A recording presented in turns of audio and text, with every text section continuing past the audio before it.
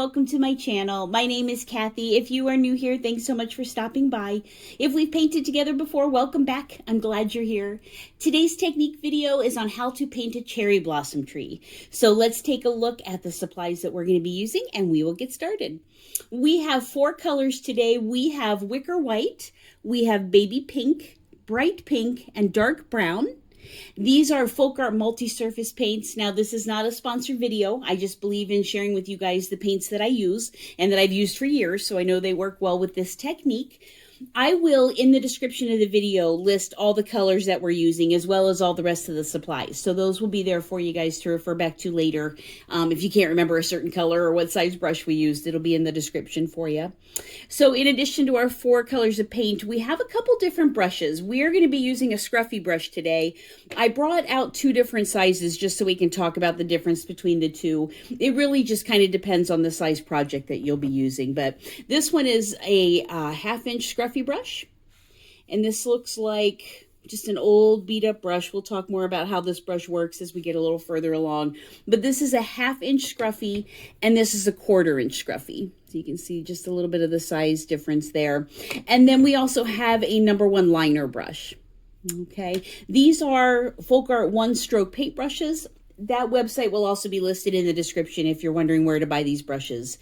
Those will be there for you. Okay, let me scooch the paint out of the way. Other supplies that we have that we'll be using, we have our very fancy paint palette. This is just a Styrofoam plate. And I've got all the different colors of paint, just some little blobs on there already. So again, just a everyday around the house object, just a Styrofoam plate. I also have a brush basin here off in the distance that just has the water in it to rinse my brushes. Let's see what else. Paper towel. Have that handy. And then here on the table is the wax paper. So this is the surface that we practice on. Whether you're painting with me live and in person or here on YouTube, I always have wax paper.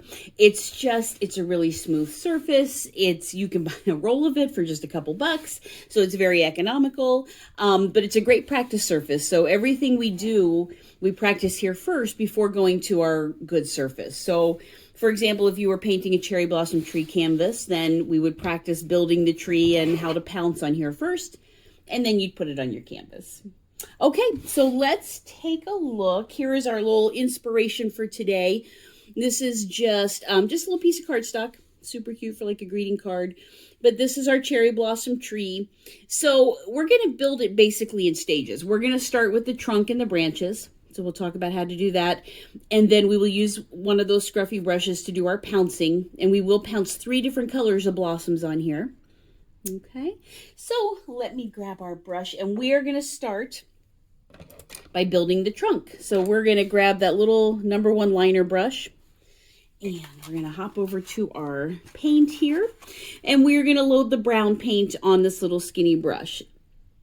So basically with this brush, it's so little, it doesn't hold a lot of paint, and it's very narrow. So what we do is we dip in our brown paint, and then you're gonna just sort of roll it. If you can see my fingertips, they're kind of rolling the brush. We sort of dip in and just kind of twirl it. That'll get the paint up into the brush while keeping this tip very narrow. Okay. All right, so we are gonna just roll in there. Now this brush we use like a pen or a pencil. Okay, so when we're going to practice here, it's basically going to be straight up and down, and you're just going to hold it down towards that silver ferrule part. Okay, that gives you the most control. What we're going to do is we're going to start by drawing the trunk first. Okay, so this bottom part here, and then we'll talk about how to get the branches on. So with the trunk, again, the size of the trunk is just totally going to depend on what size project you're doing. So we're going to keep this one pretty small, and it'll be, very similar to the size we have here. Okay, so to draw the trunk, we basically do the left and the right hand side. Okay, remember, we're going to be straight up and down just on the edge of this brush. And I'm going to start at the top of the trunk and work our way down. I'm going to kind of curve him out a little bit. Okay, and then we're going to start right next to that, and we're going to do the right side. So I'm going to pull down, and I'm going to kind of pull him out a little bit to the right. Okay, now tree trunks, if you think about it, are not super straight up and down. So what I'm going to do is I'm going to come back and just kind of give this guy a little bit of a bumpy edge here. And same on this right side. See how I'm just going to kind of give it a little wiggle. And then we're just going to fill this in. So you're just going to work your way from the top down and just sort of streak the brown through, pull it down. And you guys, I like a lot of texture when we're painting. So I love having a goopy brush, which just means there's lots of paint on there, and really getting your streaks on here. When this dries, you'll have lots of texture there. So it's okay if it's bumpy and not perfect. We like it that way. We like it to have a little bit of character there. Okay, so this is basically the trunk of the tree. Now we're going to add each of the branches. Now, when we're doing that, again, we're going to still use the skinny brush, and we're going to be straight up and down, but this time we're going to come from the trunk and work our way out. Now, you guys might have seen, I keep coming back to the plate here and dipping my brush in and kind of giving it a twirl. This brush is wonderful because it gives you great control and you can do little details with it. The downside is it runs out of paint really quickly because it is so little. So you will find yourself, as soon as you feel like you're running out of paint, come back to your puddle, swirl it in there, and then keep painting. Okay. All right. So now if you think of how a cherry blossom tree is built, if you've ever seen one, they're not super tall like an oak tree or anything. They're kind of more, they spread more to the side. So they're kind of more of a wide this way versus a super tall tree. Okay. I actually grew up in the Washington, D.C. area, so cherry blossoms are kind of close to my heart. So I was very excited to play with this one today. So kind of keep this in mind that it really kind of goes more across rather than up like a tall oak tree. Okay. Because that's going to be important with how we put our branches on. All right. So what I like to do is start at the top of this trunk on either side. So like where this trunk ends here and where it ends here. Okay, and again, remember, we're straight up and down, and all we're going to do is I'm going to come out and pull a line out to the right, and I'm going to do the same. I know my hand's going to be coming towards you here, so hopefully you can see it, but we're going to kind of do one to the left. Okay, then I want to fill some in, and again, we're not going for a real tall tree here, so I'm going to start kind of coming into the middle a little bit here, and we'll kind of come up and kind of give him a little wiggle there. And then I'm going to come back here one more time, and I'm going to come and do one up to the left a little bit, okay? All right, so this is kind of the basis. So again, we're not going for a big old tall tree. He's going to be more kind of squatty to each side. Let me see if I can fix that a little bit so you guys can see him. Okay, now once I have the basic area in where I've got the branches, now I want to kind of make these just a little wider where they come to the tree, because if you think of how a tree grows, it's going to be much thicker down by the trunk. So I'm going to take each of these lines that are here and I'm just going to widen them a little bit so that it looks more natural where they're coming up from the trunk. Okay, I still want the outsides to be skinny, but I want to just give these a little bit more oomph where they're attaching to the trunk. Okay, and I'm going to come here and just kind of fill him in a little bit there. Okay, so do you see how that looks a little more natural where they're just not like these skinny, just sticks coming out? Now, these are our basic branches. Now what I want to do is, again, I'm just same little skinny brush still just up on that edge. And I'm going to come and I'm going to just kind of draw some smaller branches coming out of each of these longer branches. So there's no rhyme or reason, you guys. You just kind of give them a little wiggle. Just add some in there. Start at the tree branch and come out. And it's okay if they get a little thicker or a little thinner. They're branches. There's nothing, you know, no wrong or right with these, how you put them on here. Okay. Now you could, gosh, you could fill all these in. You could spend hours just adding all kinds of little branches, which is great.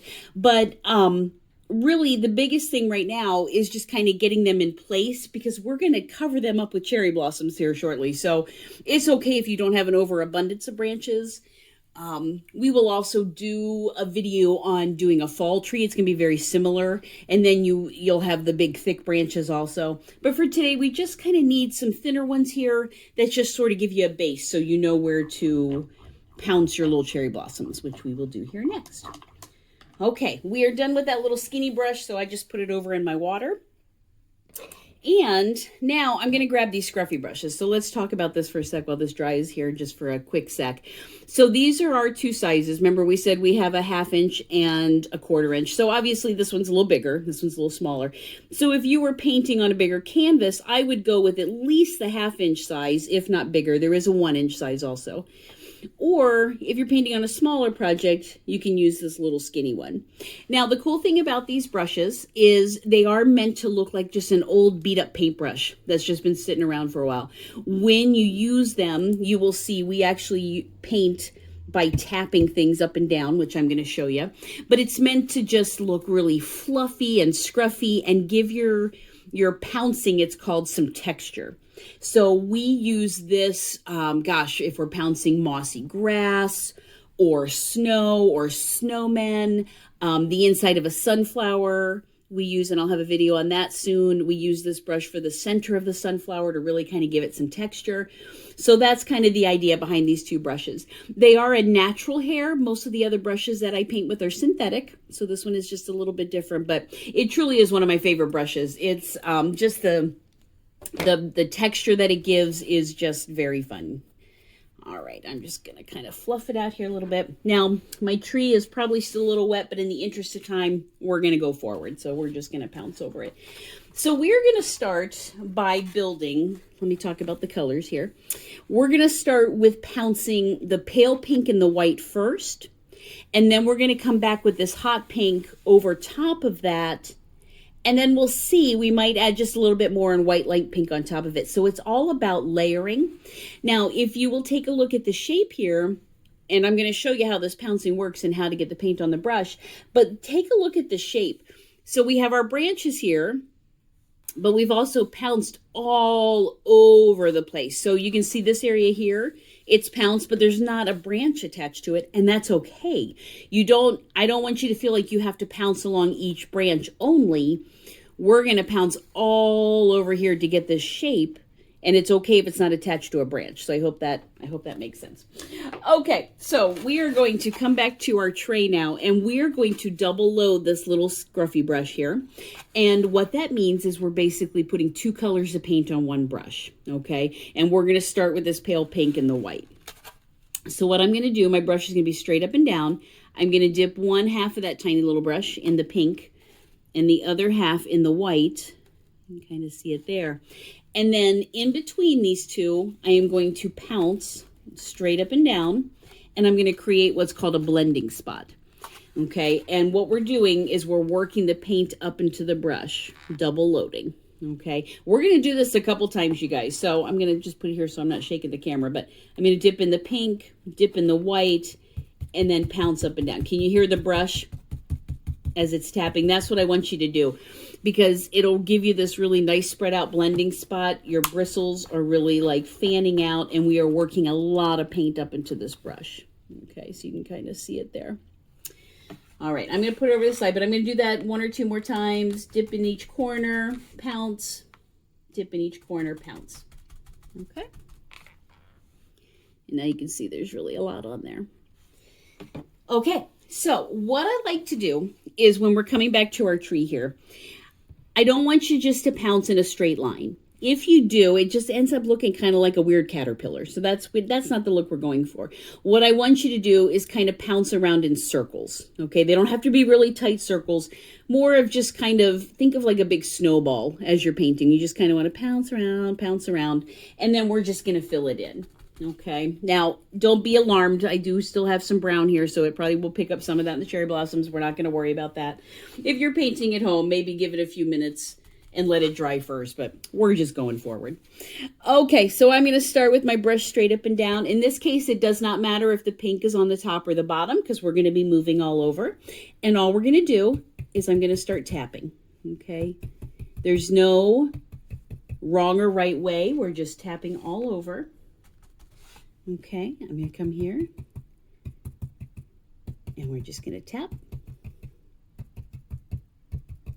and fill in. Okay, so we kind of got the beginnings of a tree here. Now this again is a little tiny brush just like our liner. So you guys will feel when you need to pick up more paint, and you'll come back and do the exact same thing we did. You'll dip in the pink, dip in the white, and then just tap, tap, tap. Every time you're picking up paint, you come back to that blending spot. Okay, I'm going to fill in here. So again, remember we talked about, I want you to tap even if there's not a branch around.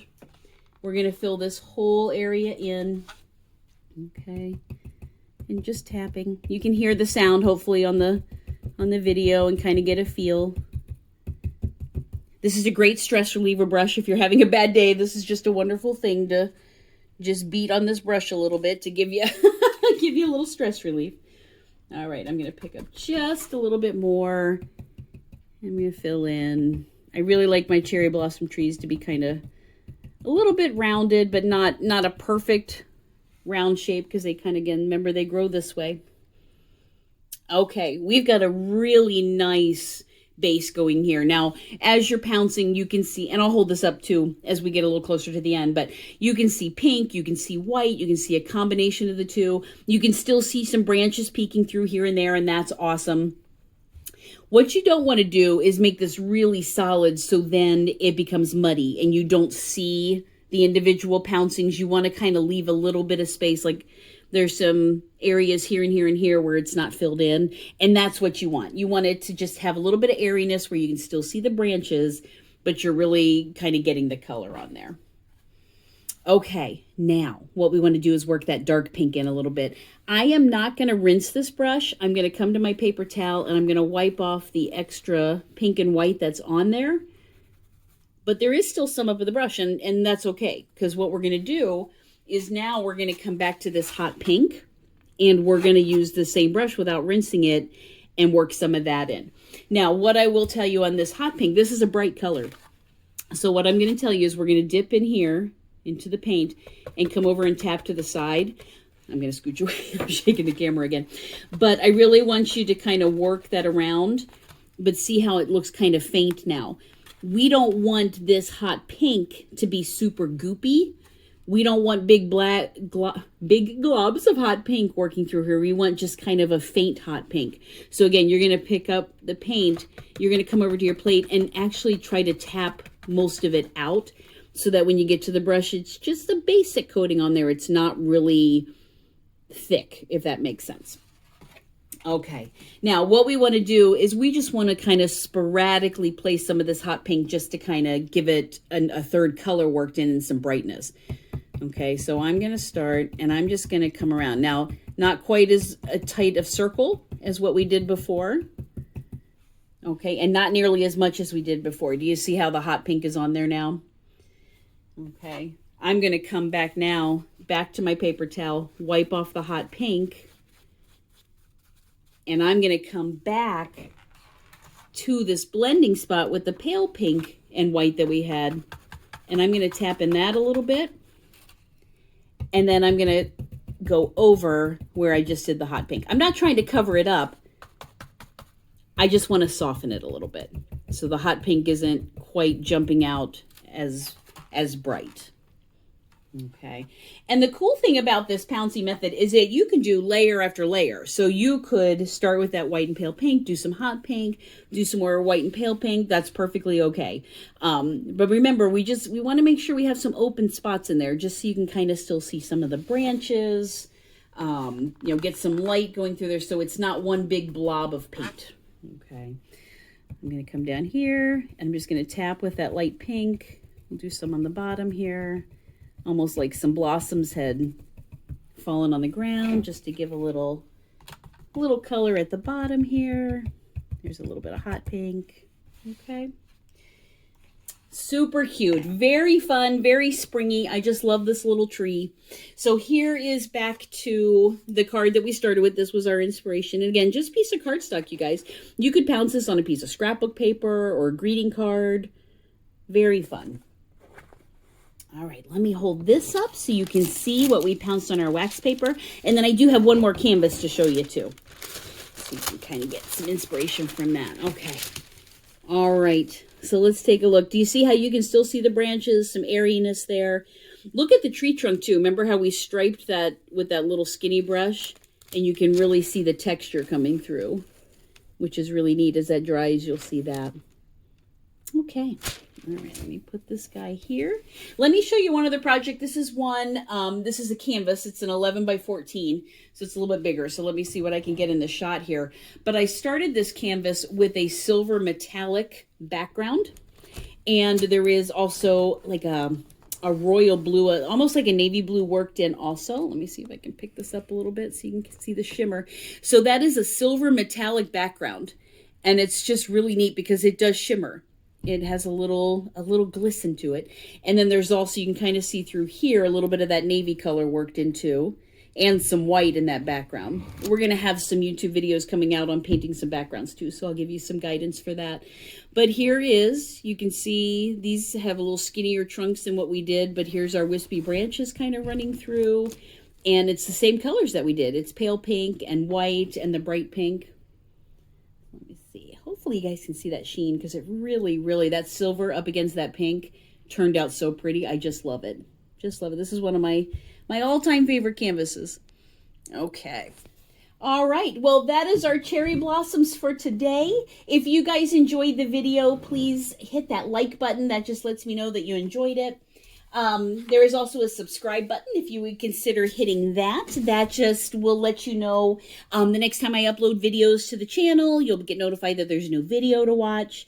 In the comments, if you guys have any questions or suggestions, if there's anything that you think you'd like to see down the road, feel free to put that in there. I love when you guys give feedback and give suggestions on things you'd want to see. That just, it makes me so happy. There is, remember in the description will be the list of all the paints and the colors and the brushes we used. And I think that is about it. Oh, if you're painting this at home and you would, take a picture and post it in the comment. I just love seeing what you guys paint at home too. That's just so fun to see what everybody creates. So thank you again so much for painting with me. I hope it was fun and I hope to see you again soon. Thanks so much. Bye-bye.